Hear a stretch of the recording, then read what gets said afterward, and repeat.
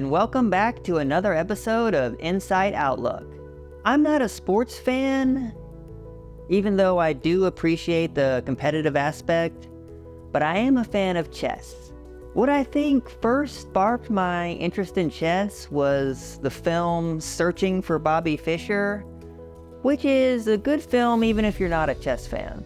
I didn't see it when it first came out. I think I saw it for the first time in the late 90s, and it came out in 1993. I learned the game as a kid, but I never really played that much. Around age 20, I read books on the 3 recent world champions, a biography of Bobby Fischer, and autobiographies of Karpov and Kasparov. I started to really follow high-level chess in 2007 with the World Championship tournament, where Kramnik lost his title to Anand. Since then, I've followed all the major tournaments. What I really like about chess is that it's not a game of chance. It's one-on-one, mind versus mind, no hidden information, no luck. I'm not going to go over the rules of chess, you can find that elsewhere, but I'll say that there is 3 phases of chess. There's the opening, the middle game, and the end game, and there are strategies for each phase. There are many different chess openings that require preparation. Once players come out of their preparation, the middle game begins, and the end game is when there aren't that many pieces left on the board. These aren't exact definitions, but that's the gist of it. In chess, there are 3 results: a win, a loss, or a draw. And in high-level chess, there are a lot of draws. More about that later. There is Chinese chess and Japanese chess, but the modern Western chess probably originated in northern India, also possibly Central Asia or Persia in the 8th century AD. Chess was popular all over Europe during the Middle Ages. All the current rules of chess pretty much became finalized in the early 19th century. In 1851 in London, there was a chess tournament, and the winner became the first unofficial world champion. In 1886, the first official world championship match was held. Starting in 1927, the Soviet Union began to dominate chess, and it was by far the strongest chess nation until the Soviet Union broke up in 1991. But even then, Russia still dominated chess until 2007. Currently, I would say America is probably the #1 chess nation, but I think India will become #1 soon because it has so many up-and-coming strong players. Even though the Soviet Union ruled the chess world, the first real super grandmaster was American Bobby Fischer, who completely dominated chess for 5 years between 1970 and 1975. Fischer retired from chess in 1975 at age 32 for mysterious reasons. Fischer's rating in 1972 was 2785, which was 125 points higher than the world #2 player. As of this video, only 3 current players have a rating over 2785, and there has been significant rating inflation last 50 years, just to show of how high Fischer's rating was in 1972. Garry Kasparov, who was the world's #1 player from 1985 to 2005, he at most had an 82-point lead over the world #2 player. And the current best player has never had more than a 61-point lead over the world #2. Now, there is no official Super Grandmaster title, but it's generally a player with above a 2700 rating, so that would be about the top 35 players in the world. The Grandmaster title is the highest official title, and that is basically, there's a couple different rules, but basically it's a player with a rating above 2500, and there are a little over 1,300 active Grandmasters. Right now, championship chess is dominated by a Norwegian player named Magnus Carlsen. He became world number 1 in July 2011 when he was 20 years old, and he has been number 1 ever since, and he's never dropped to number 2. Magnus became world champion in 2013, and he's never lost a world championship match, but he did decline to participate in the last one earlier this year in 2023, and this was won by Ding Liren, a Chinese player. Everyone, including Ding, knows that Magnus is still the best player in the world. Magnus didn't defend his title for a few reasons. He doesn't need the money. His net worth is over $50 million. The World Championship match is decided in either 12 or 14 games, and Magnus knows that in such a short amount of games, he could be beaten by a weaker player, and this almost happened in the 2016 match against Russian player Sergei Karyakin.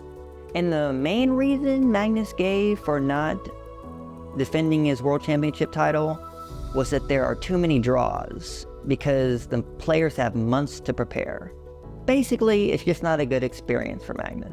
So what about computers? Computers are technically much better than the best players in the world, but they are also not technically people, so they are kind of cheating in my opinion. A computer to me is at least equal to a team of players. So the argument that computers are much better than people at chess is sort of like if you used a batting machine in baseball or a field goal kicking machine, or, just used machines in any sports. It's not fair. Chess engines, though, are super cool. The strong calculating engines like Stockfish were already impressive, but lately, artificial intelligence chess engines like Leela Chess Zero, which was created from AlphaZero, are creating ideas never imagined by humans. I watched an interview with Sam Altman, who's the head of the company OpenAI, and he was trying to dampen fears about AI, and he was saying that chess engines, even though that they can beat the best players, human chess is more popular than ever. And that's true, chess is more popular than ever. But he also said that people wouldn't really be interested in watching 2 chess engines play chess. This I disagree with. I think watching a chess match between 2 chess engines is fascinating, especially when at least one of them is an AI. There is a competition known as the Top Chess Engine Championship held every year. Stockfish usually wins. Stockfish is the strongest chess calculating engine, and Leela Chess Zero is the strongest AI engine. Last time I checked, Stockfish can calculate 70 million positions per second, while Leela Chess Zero can only calculate around 80,000 chess positions per second. But Leela Chess Zero has a neural network. Stockfish is still the current champion, but Leela Chess Zero has been world champion before. I don't think we are far off for when an AI engine wins the competition every year, and then it will just be a match between 2 different AI engines.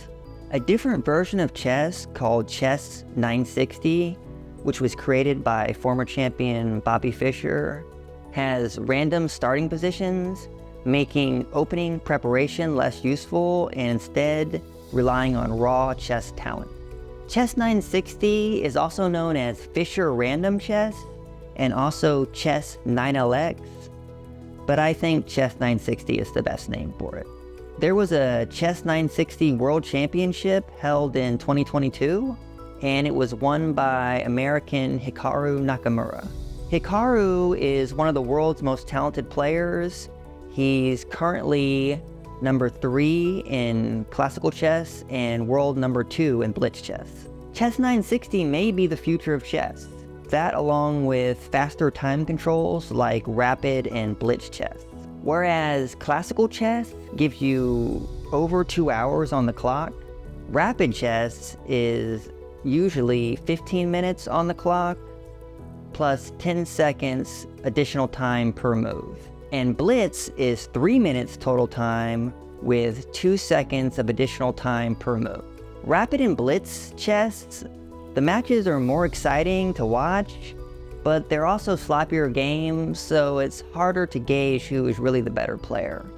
Personally, I've always been a fan of classical chess and disapproved of rapid and blitz chess being used for tiebreaks during tournaments. But lately I'm coming around to preferring blitz and rapid because, yes, they're more exciting and there are just too many drawn games in classical chess. There is also a variant of chess called bullet chess, which is even faster than blitz. You only get 1 minute on your clock and there's no time increment, which is kind of crazy. It's incredibly fast and you can't even really play this in person because you'd just be knocking over the pieces, so it's pretty much just played online. So how does a chess fan follow the high-level chess scene? Well, your first go-to is 2700chess.com, which gives you live updates of chess ratings, lists the results of the high-level tournament games played that day, and has links to current tournaments. You can follow the links and watch the tournaments live. There are a number of high-level tournaments, but the ultimate tournament is the 8-player candidates tournament to determine who is the challenger for the World Championship match. The routes for getting to the candidates tournament are the top 3 finishers of the Chess World Cup, which is a knockout tournament, the top 2 finishers of the Grand Swiss, which involves 114 players in 11 rounds in a Swiss-style tournament, and the winner of the Chess Grand Prix, which is a point system of 85 different tournaments. Also, the runner-up of the last World Championship match, and the player with the highest rating. Another important series of tournaments is the Grand Chess Tour, which involves classical, rapid, and blitz tournaments. So you see, there is always high-level chess tournaments going on somewhere in the world. There is no off-season. I enjoy watching chess more than any other board game because most games involve elements of chance, and also I like the attacking style of chess more than the Japanese game of Go. But I can't help thinking that eventually there will be a better game than chess that allows for more creativity. That's all for today's show. If you have any thoughts, disagreements, whatever, let me know in the comments. Please like the video, subscribe to the channel, and click the notification bell to get updated about the next video. Thank you.